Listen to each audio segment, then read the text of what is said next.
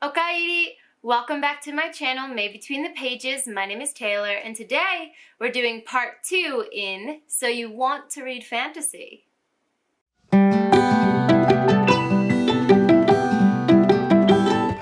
did the part 1 of this on my channel not too long ago, and I was inspired by how frequently I was asked by readers of other genres how to get started in fantasy. So I want to start reading it. Where should I start? And as a lot of fantasy readers know, the question is fine. It's the answering that's the problem, because there are so many subgenres and types of fantasy that it can be really hard to give someone a recommendation that really matches their reading style. So I decided to create So You Want to Read Fantasy to give a space for me to give kind of curated recommendations for both YA and fantasy based on what someone previously or currently likes to read. In part 1, I went over both YA and adult recommendations for readers of romance, thrillers and horror, sci-fi, comics, what were my other ones? Nonfiction and classics. So if you're a reader of any of those genres, please check out part 1 and I have some recommendations for you there. But today we're going to go through 5 more genres. The first one is going to be for middle grade. So if you are a middle grade reader, these are the books I recommend for you. For YA, we're going to go with Crown of Feathers by Nikki Powell-Preto. This book is very good as a kind of continuation into YA for middle grade. It has kind of that whimsical animal companion aspect to it, combined with a little more serious themes of, family betrayal, war, without being too gratuitous or graphic in either of those cases. I think the themes of family and self-discovery that are present in a lot of middle grade books follow really nicely into this one, and it also has an element of adventure that I think also translates really well. In this book, we follow our main character. Don't remember her name currently. No one's surprised if you're on my channel. We follow her and her older sister as they are, I believe they're orphans, and her older sister's kind of the one that takes care of them and does the dirty work to make sure that they survive. And they end up finding something very magical, which is a phoenix egg, and they're very rare. And when the phoenix hatches, it can bond to its rider. And so when they find these eggs, something happens that kind of cleaves the two of them, and they go their separate ways. And it's about this main character finding out who she is and what she wants to stand for in her life. And I think that it would be really, really good for any middle grade lover. For the adult recommendation, I'm going to go with The Night Circus by Erin Morgenstern. Now, something I mentioned in part 1 is that not all of these books are my favorites. So I've read all of the books that I'm recommending, but not all of them, are 5 stars from me. But that doesn't mean that I don't think someone else could enjoy it based on the elements in the book. So based on that, I would recommend The Night Circus to someone who likes the whimsical aspect in middle grade. Something that's so fun about middle grade that I really enjoy is sometimes things are just whimsy for whimsy's sake. They don't necessarily have to make sense or be explained. They just are that way, and it adds to the kind of magical nature of the book. And The Night Circus has that element as well. In this book, we follow the Night Circus, which is a mysterious magical circus that pops up at night wherever it wants to. And if you are lucky enough to stumble upon it, you will experience lots of magical, wonderful things. And this book follows like 2 magicians as they kind of battle with magical spells. Not battle, but they try to outdo each other with magical things inside the Night Circus. So if you want that whimsy, it is everywhere in this book. This is a lot of people's all-time favorite books. For me, it fell short in a couple areas, but what I will give it is the atmospheric nature of this book is top tier, and I could see why people love it. The next genre is going to be short stories. So if you're a fan of short story collections, I have some really good recs for you. The first one's going to be The Language of Thorns by Leigh Bardugo. This is a collection of short stories in the Grishaverse. Now, you don't have to have read the Grishaverse to enjoy this collection. I hadn't read most of the books in the Grishaverse, actually, when I picked this up, and I adore it. These stories follow kind of along the lines of Grimm's fairy tales, so they have a darker feel to them, but they're very well-contained stories, and they don't always have a very clear moral, so if you kind of like that kind of speculative short story, you might really enjoy this. Plus, the naked cover is stunning, and inside are also, if I can get the dust jacket back on, full color illustrations. So it kind of slowly builds around the outside until you have a full picture at the end of the story. So the reading experience is also really immersive. So if you're a fan of short stories, this is a wonderful YA book for you to pick up. This also has that rereadability of short stories as well, where you can just go in and pick the one that you particularly like from the collection and read it. So for me, that is The Witch of Duva. I've read that particular story multiple times. I just open the book, read it, and get my fix. So this also has that aspect to it as well. My adult recommendation is going to be The Empress of Salt and Fortune by Nhi Vo. This is a very short novella, so it definitely sticks with that format that you would be comfortable with, but it has a lot of fantasy elements to it. This is one of those stories where it's like the retelling of a story. So there is a keeper of stories named Chi, and they go around to try to collect stories from all over the world. So in this novella, we are hearing the telling of the story of this empress who uses both fantastical and non-fantastical means to do some pretty amazing things. I'm not going to give any more than that because, again, it's a novella and I don't want to give anything away because of the short nature of it, but it is a beautiful novella, absolutely stunning writing. It just sweeps you away, and you will find yourself completely sucked into this story and this world for the entire time that you're in it. Again, it's got that rereadability, so I haven't reread it myself, but I know people who have reread it multiple times, like in a month, so it's definitely easy to pick up and go through it again. My next recommendations are going to be for my crime or detective readers. Now, when I was picking recommendations for this, I realized that maybe I need to read some detective or like crime fiction because the books that I thought correlated to this genre are some of my absolute favorites. So maybe I just gave myself a reverse recommendation through this video, but hey, I'm okay with that. My YA recommendation is going to be The Six of Crows and Crooked Kingdom duology. This and also my adult recommendations are not from the perspective of the crime solver, but they're from the perspective of the criminals. So I don't know what that says about me and what I like, but both of these recommendations follow, the opposite side of that coin. But if you haven't heard of these are extremely well loved on Fantasy BookTube, and they are some of my favorites as well. These are the special editions. So Six of Crows is the first book, and Crooked Kingdom is the second one. And we follow a group of like misfits and criminals as they are kind of forced to come together and pool resources to pull off a heist. The character work in here is amazing. Like, you can't help but root for people who have probably done questionable things. A lot of them live in the slums. It has to deal with gangs, with forced prostitution, with a lot of criminal aspects. And you really delve into that world in these books. So if you're someone who enjoys a book based around that type of world, you might really enjoy the setting of these books. Or the characters as well. If you, like me in stories, often find yourself supporting or going for the mob boss rather than the detective. Speaking of gangs and mob bosses, my adult recommendation is going to be The Greenbone Saga by Fonda Lee.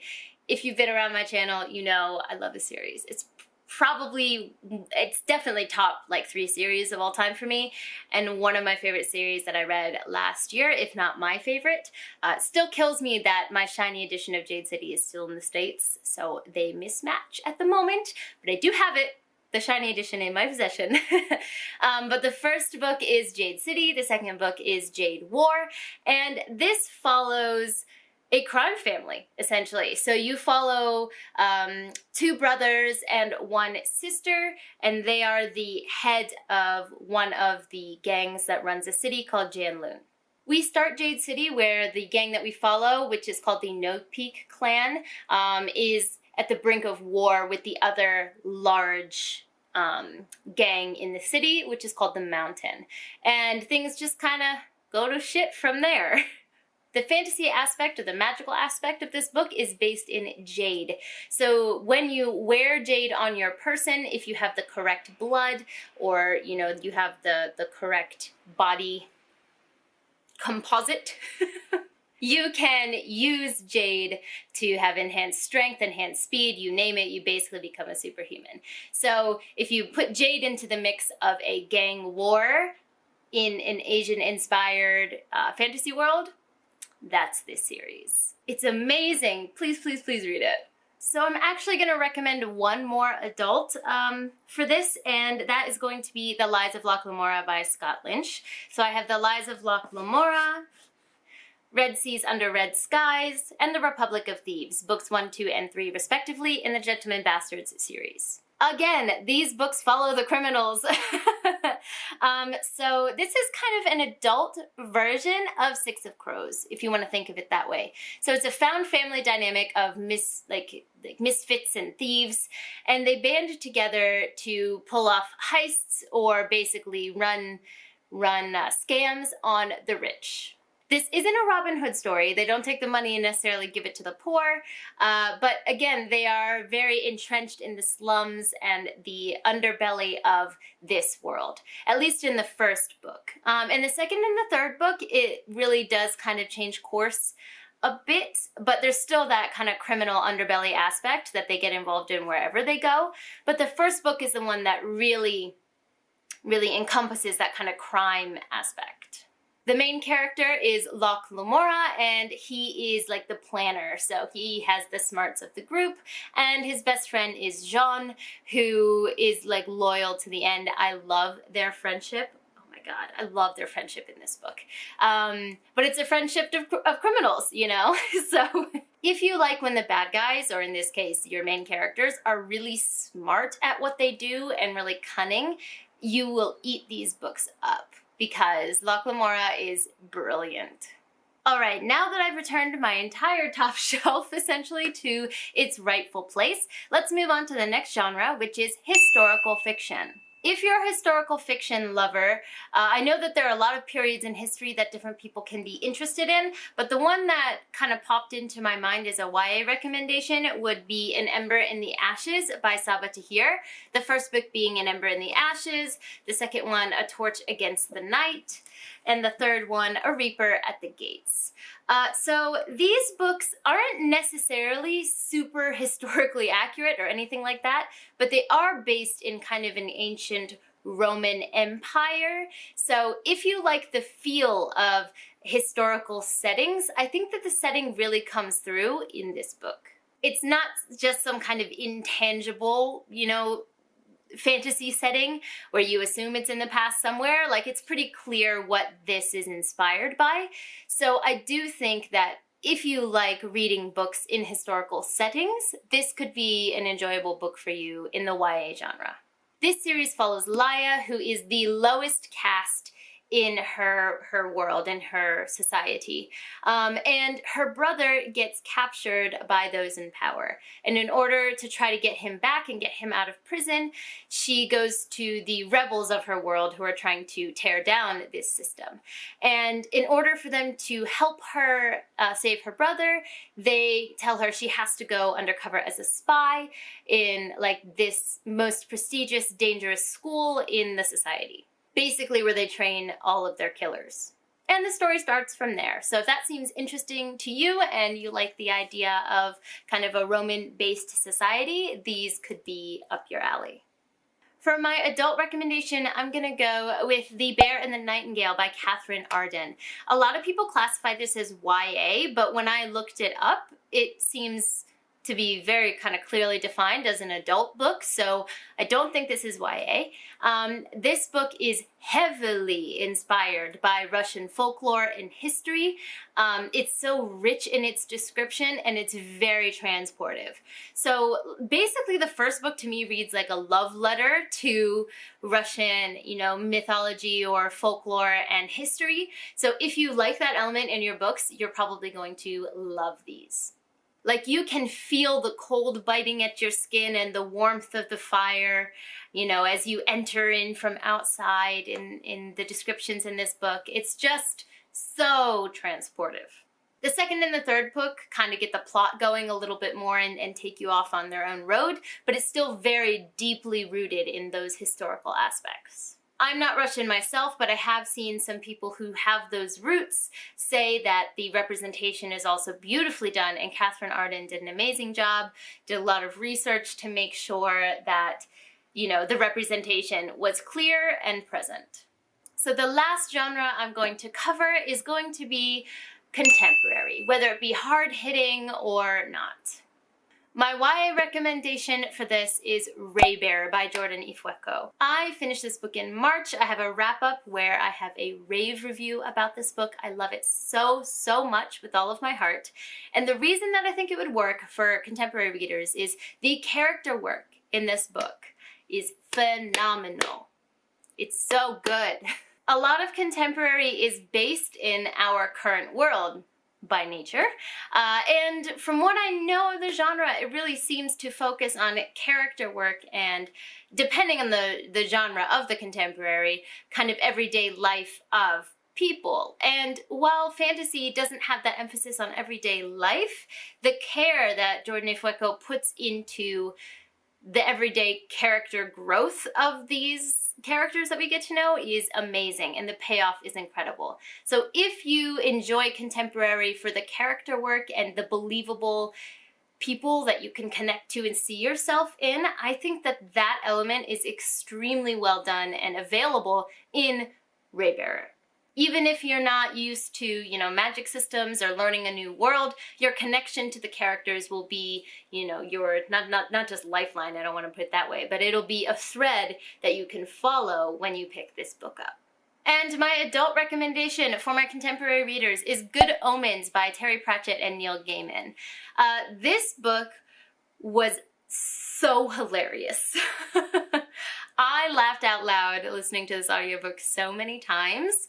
And it is a contemporary in that it's set in our world, but it is overlaid with the world of angels and demons and how the authors really play with how that would apply in a contemporary setting. And it's so good.